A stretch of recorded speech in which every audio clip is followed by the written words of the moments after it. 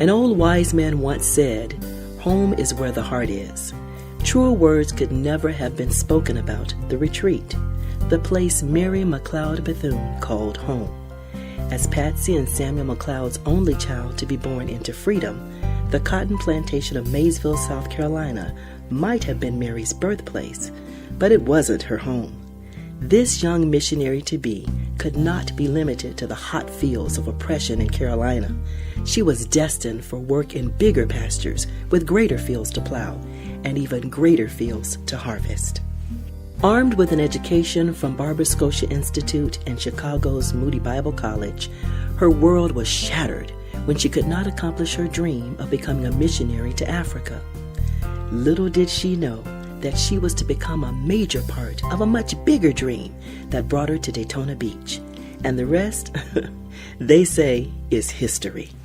The rich history and legacy of this dynamic world leader is shared and celebrated around the globe, but the essence of this great woman, as found in all women, is rooted in her home. Quaint, elegant, yet oozing with the warmth of a loving family home, Mrs. Bethune, in her living room, was able to host her most distinguished guest, including First Lady Eleanor Roosevelt on one week, and the next to have a sit-down with some of the poorest citizens of Daytona Beach.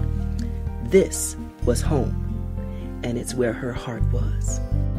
Built in 1905 by an African-American architect, A.B. Raddick, it was purchased for Mrs. Bethune in 1913 by Thomas White of the White Sewing Machine Company and James Gamble of Procter & Gamble fame. Even today, in the midst of a university campus brimming with life, growth, and technology, the retreat is a peaceful place of rest and reflection where time stands still and the walls are adorned with photographs and mementos of Mary's close friendships and working relationships with world leaders and icons decades ago who helped change our nation. Gifts from the likes of John D. Rockefeller, Franklin Delano Roosevelt, and others still remain as if she left yesterday, only to return tomorrow. When you walk through the doors of her retreat, you are immediately transported into an era of greatness and boldness, and you're humbled when you come to realize that this giant of a woman lived and worked in the same area that we call home.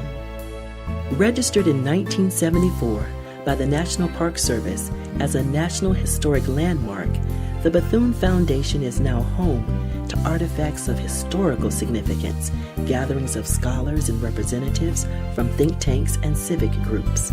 Weekly with tours, the house is buzzing with the boundless energy and inquisitiveness of school children on field trips, reminiscent of the days when Mary started her school. This special place is a place for everyone, just like Mary's school. It's where her heart truly is.